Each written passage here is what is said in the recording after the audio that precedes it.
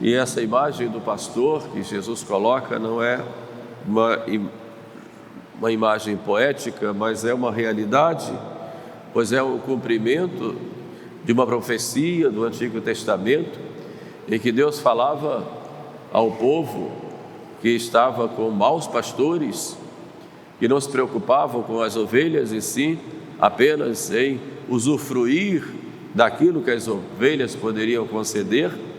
Então Deus disse através do profeta: eu mesmo vou cuidar do meu rebanho, vou cuidar das minhas ovelhas, vou levar minhas ovelhas para pastos verdejantes, vou curar as que estão feridas, animar as que estão abatidas. E esta profecia do Antigo Testamento se cumpre exatamente com Jesus, e Deus feito homem, que agora Ele vai cuidar das suas ovelhas. Essa é a grande verdade que Jesus vem trazer. Ele é o bom pastor, o que cuida das ovelhas. Mas aí começa a pergunta para nós: nós somos ovelhas e somos realmente boas ovelhas deste pastor? Olhemos como é esse pastor Jesus. Nosso Senhor não é um pastor qualquer. Ele não foge diante do perigo, ele não abandona o seu rebanho, pelo contrário, ele vem e cuida. Uma imagem muito bonita e muito realista desse pastoreio de Jesus, nós encontramos ali no Salmo 22 de Davi: vós sois meu pastor e nada me faltará. Então em Jesus nós temos tudo, nada nos falta, todos os bens necessários para a nossa vida aqui na terra e para a vida eterna. Todos os bens espirituais e temporais Jesus nos concede, sempre em vista dessa comunhão nossa com Deus por toda a eternidade. Ele não deixa faltar nada. Ele quer apenas de nós uma entrega, uma confiança, e que façamos a nossa parte como ovelhas do seu rebanho. Ele me leva para pastos verdejantes, Ele me alimenta, Ele cuida de mim, Ele me cura. Ele põe uma mesa, diz Davi, no deserto, e lá me dá o alimento, prepara um banquete para mim. É claro que ele está se referindo de modo bem claro, bem evidente, sobre a Eucaristia. Jesus que se dá a nós em alimento, preparando esse banquete, que é o banquete do seu corpo e do seu sangue, para nos alimentar e nos fortalecer como ovelhas nesta caminhada. Então veja como Jesus é esse bom pastor. Na cruz ele realiza esse gesto máximo de dar a vida. O bom pastor é aquele que dá a vida pelas suas ovelhas, e ele dá essa vida na cruz, repete e torna presente este dom de si mesmo ao Pai por nossos pecados em cada Santa Missa, e se dá a nós em alimento no sacramento da Eucaristia. Cristo, diz Santo Agostinho, não apenas morreu por nós, mas morreu por cada um de nós como se fosse único. Ele é esse bom pastor, não só do rebanho, mas é um pastor pessoal, é o meu pastor, é o pastor de cada um de nós. Esse é Jesus Cristo, o bom pastor. Mas ele fala que há falsos pastores e há o perigo de um abandono espiritual. Nosso Senhor nos alerta com relação aos mercenários, que podem parecer pastores, mas que na verdade são lobos vestidos de peles de ovelhas. Em outro lugar ele vai falar: cuidado com os falsos profetas, porque se vestem de peles de ovelhas, mas por dentro são lobos vorazes, que não amam as ovelhas. Mas ele aqui fala do mercenário, daquele que usa as ovelhas para o seu proveito próprio, e quando vê chegar um lobo, ele não faz nada, simplesmente ele foge. E esse mercenário, ou esse mau pastor, não quer dizer apenas esses que têm interesse nas ovelhas, mas esses que são covardes diante do lobo e não alertam as suas ovelhas para o lobo que vem. Ele não protege, não defende, não luta contra o lobo, esses são maus pastores. Então é claro que são muitos os lobos que tentam invadir o rebanho. As ovelhas são muito simples. As ovelhas muitas vezes são até ingênuas. São simples, são muito mansas. Então quando vem o lobo, com o seu jeito de falar, com suas estratégias, vai enganando.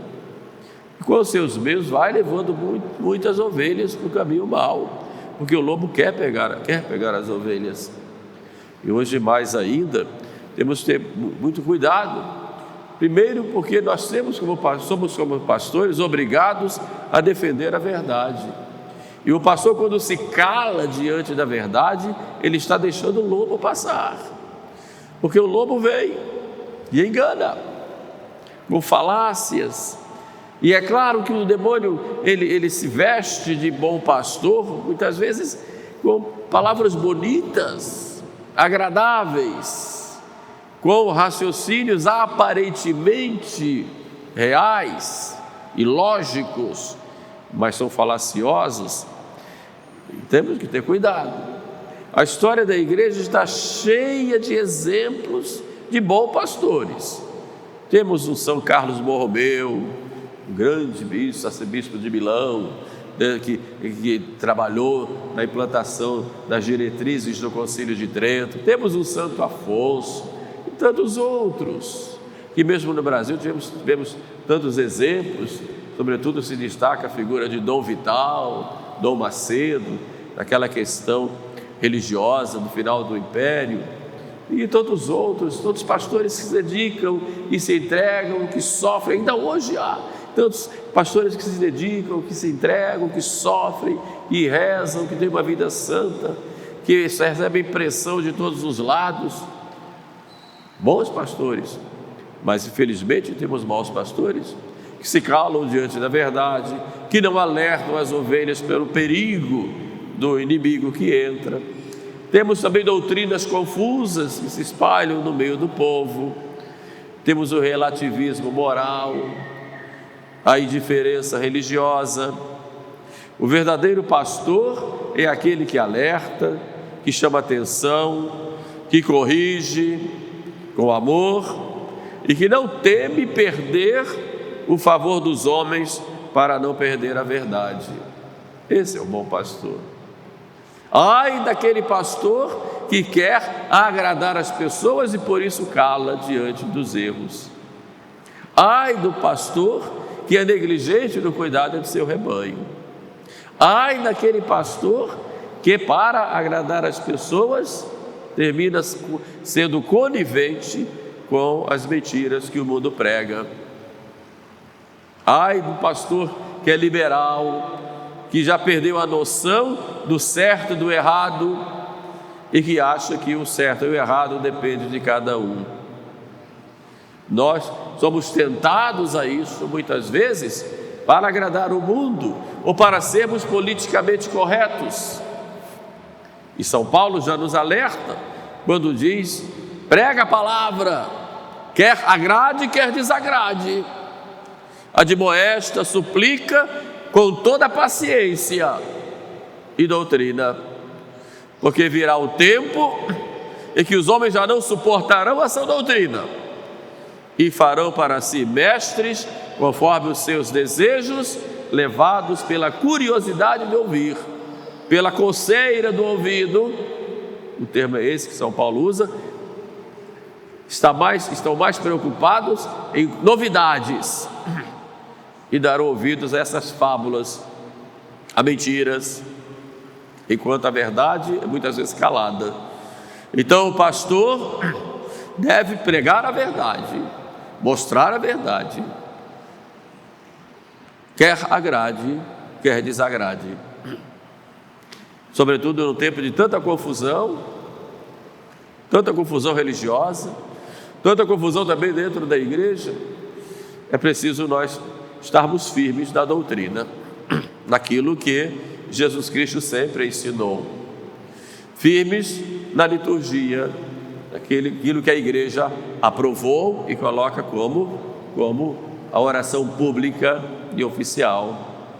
Estarmos atentos à moral católica diante desse indiferentismo em que a gente vive. Estarmos atentos à importância e à necessidade da comunhão da igreja, porque nós somos membros de um rebanho. E essa é a grande graça que nós temos. Porque se nós falarmos em pastores, temos muitos hoje. Muitos. Nesta grande apostasia que aconteceu nos últimos tempos, em que muitos católicos deixaram a igreja e foram se afiliar às seitas, foram buscar muitos que se dizem pastores. E a grande pergunta que cada um fazia é: para onde eu vou? E vou procurar aquela religião que mais me agrada, aquele pastor que está mais de acordo com o meu bem-estar. E muitos se dizem pastores, muitos. Em cada esquina pode-se abrir uma loja ou um armazém, pegar-se uma Bíblia e já se dizer: venha que eu sou pastor, eu tenho um rebanho. Mas qual é o rebanho de Cristo? Onde está o verdadeiro rebanho de Cristo? Não pode estar em toda essa confusão religiosa. Então, mesmo dentro da igreja também temos confusão.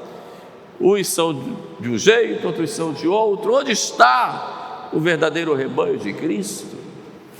Uns amam o Papa, outros não amam, outros falam mal, outros se separam, outros fazem divisões, outros dizem que o Papa não existe, que a igreja está sem cabeça durante mais de 50 anos e por aí vai. Tanta confusão, tantas divisões. Onde está o rebanho? Onde está o rebanho? E as ovelhas ficam meio perdidas diante de tantas informações e atrativos com aparência de coisas boas. Mas onde está o verdadeiro rebanho? O verdadeiro rebanho de Cristo é a Igreja Católica, fundada por nosso Senhor, sobre 12 apóstolos. E foi a eles que Cristo disse: quem vos ouve, a mim ouve. Foi a eles que Cristo disse: tudo que ligares na terra será ligado nos céus.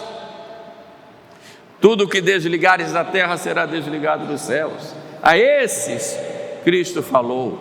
E esses apóstolos, desde o início, impuseram as mãos e fizeram os seus sucessores. E esses sucessores fizeram também sucessores. E esse poder apostólico foi passado numa cadeia até os dias de hoje. Mas nos apóstolos havia uma cabeça, os apóstolos unidos entre si, unidos com essa cabeça, que é Pedro. Por isso nós entendemos que quando Paulo se converte, Saulo passa para Paulo lá em Damasco, e depois faz o seu retiro, ele vai a Jerusalém para ver Pedro e conferir o evangelho, e ficou satisfeito porque era o mesmo de Pedro. Porque quem quer ser católico deve estar unido a Pedro, não rejeitar Pedro. E essa é a característica daquele que é ovelha desse rebanho.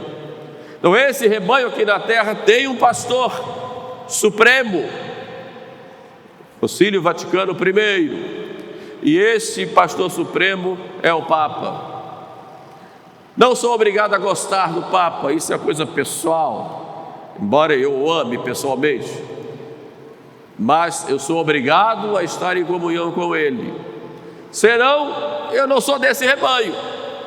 Posso cantar aleluia, como disse Santo Agostinho, posso dizer glória a Deus, mas sem estar unido a esse pastor, estou fora desse rebanho. E é preciso voltar para esse rebanho. É o que disse Jesus: tem outras ovelhas que não são desse aprisco, não estão aqui, mas são minhas ovelhas, que devem vir para esse aprisco. E a igreja que esse rebanho de Cristo tem Cristo como cabeça, com o seu pastor supremo, que é o chefe visível, que é o sucessor de Pedro. A história está repleta de exemplos de bons sucessores e maus sucessores. Isso, moralmente, quem julga é Deus, mas isso não tira deles o poder que eles têm de governar a igreja. E é inadmissível nós chegarmos e dizermos: não quero mais esse pastor, vou fazer as coisas do meu jeito. Foi isso que fizeram os hereges, que fizeram Lutero, Calvino, Zwinglio, Henrique VIII, que se dizia o próprio chefe, o próprio pastor da igreja da Inglaterra, e há tantos e tantos. Como hoje nós temos tantas divisões, inclusive dentro da igreja. Não aceito, não gosto do Papa e faço a minha. Mas eu reconheço que ele é, mas vivo como se ele não existisse. Para mim não interessa o que ele fala, não interessa o que ele ensina. Só se ele ensinar uma coisa que eu não gostar, aí eu vou falar mal. Mas se fizer coisa boa, não me interessa. E vou fazer a minha igrejinha, não preciso obedecer a ninguém, eu obedeço só a minha cabeça, obedeço só o que eu penso e pronto. Isso não é correto. Isso não é do rebanho de Cristo. É muito fácil fazer isso. Faz lá a sua lojinha, ou o seu cantinho, muitas vezes bonito, tá bom, bonito. Mas onde está essa comunhão e essa submissão aos pastores?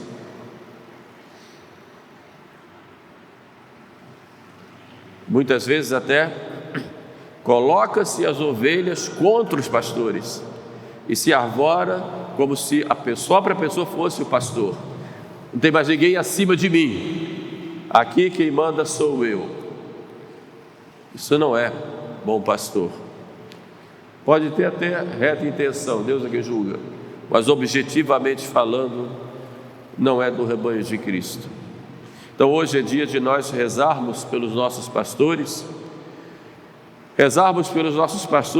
escutarmos a voz da igreja, que a igreja sim é guiada pelo Espírito Santo, com os seus pastores, como são, que vai nos dar a igreja o alimento da palavra de Deus, o alimento da doutrina verdadeira, vai nos dar os meios de salvação, que são os sacramentos, de santificação e salvação, que são os sacramentos, e vai nos conduzir para pastos verdejantes e nos conduzir para o céu. É esse o fim da igreja, encaminhar as almas para o céu. Então rezemos hoje pelos nossos pastores, rezemos pelo Santo Padre o Papa, rezemos pelos nossos bispos, pedindo a Nosso Senhor a graça de termos bispos santos, sábios e que nos conduzam para o céu. Rezemos pelos nossos sacerdotes. O Papa pede muito esse mês de abril, sobretudo, que se reze por todos os sacerdotes, principalmente aqueles que estão passando por crises, e infelizmente há muitos. Peçamos por eles, por todos nós sacerdotes, para que assim possamos, com a graça de Deus, cumprir essa missão tão difícil e tão desafiadora em um mundo coberto de trevas. Sermos luz no mundo não é fácil, sobretudo quando o mundo conspira contra nós, ou quando nós temos as próprias ovelhas que na sua simplicidade, mas também muitas vezes na sua ingratidão, na sua incompreensão, procuram apedrejar os seus próprios pastores. Todos nós padres somos muitas vezes objetos disso também. E hoje é dia de rezarmos por todos nós. E rezando pelos pastores, como dizia Santa Teresinha, nós estamos negociando por atacado, pedindo a Nossa Senhora que nos dê essa graça de uma santificação dos nossos pastores, para que possa conduzir o seu rebanho para o caminho do céu. Louvado seja nosso Senhor Jesus Cristo.